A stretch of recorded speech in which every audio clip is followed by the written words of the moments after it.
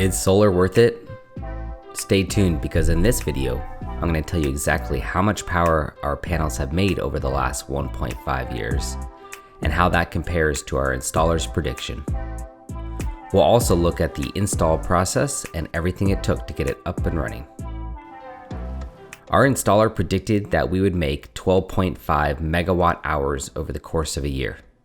That's 12,500 kilowatt hours, or about $3,635 at the local power prices in our area. If we open up our SolarEdge inverter app, we can see that we actually produced 12.8 megawatt hours, or 300 kilowatt hours more than predicted.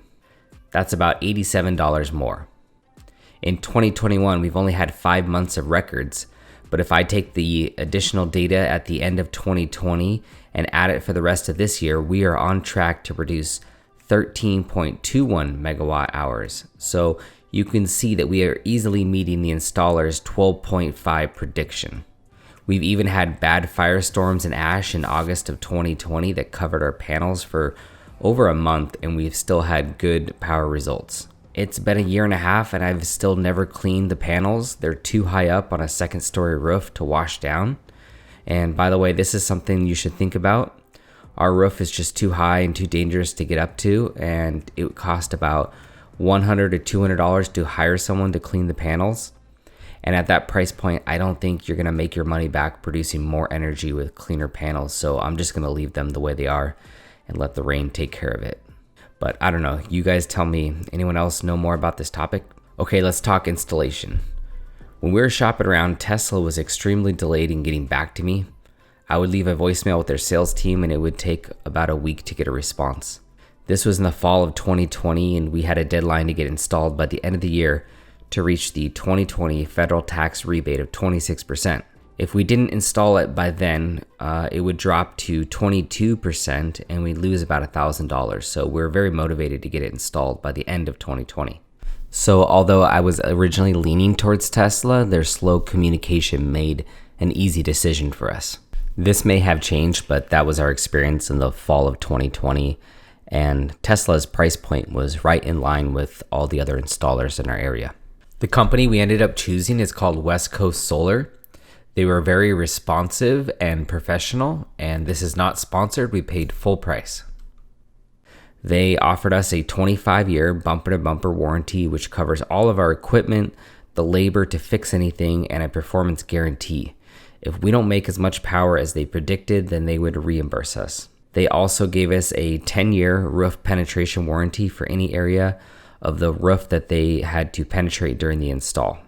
They also guaranteed me that they would be able to make the install date by the end of 2020 to meet that rebate requirement.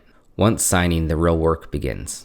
The company will want to see your past electric bills, and that will help to verify that they're putting together a system that will adequately meet your needs.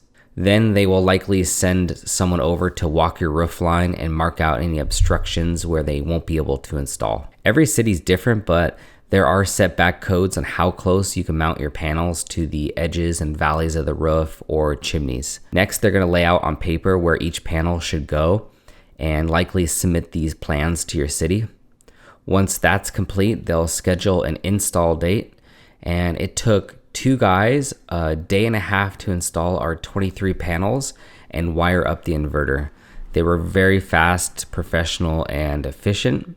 One of the unique things about our install is I was able to buy 2 cans of paint, one to match the roof shingles and one to match the siding, and they painted any of the conduit or equipment to match so that it would blend in better.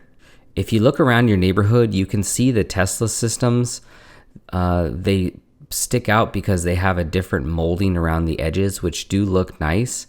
But if you check out their conduit work, I have yet to see any of them that are painted or hidden well. And with a local company, I was able to specify what I wanted and how much of the conduit to be hidden from the exterior. We could have even hid a lot more of the conduit inside the attic, but we chose not to because I didn't want additional roof penetrations that could go bad one day. Anyhow, after the install is complete, the city may or may not send an inspector out to check the install work and verify it meets the requirements. In our case, they showed up and it was fast and painless, and it's because the installers did such a nice clean job to code. Once the city signs off, a message will be sent to the power company requesting the permission to operate, or PTO. The energy company needs to know you're going solar now so they can adjust your billing, your pricing plan, and understand that the smart meter will now be running backwards at times. This took a few weeks, a lot longer than we were expecting, but as soon as they give us the okay, our inverter turned on and we began to produce our own power. Looking back,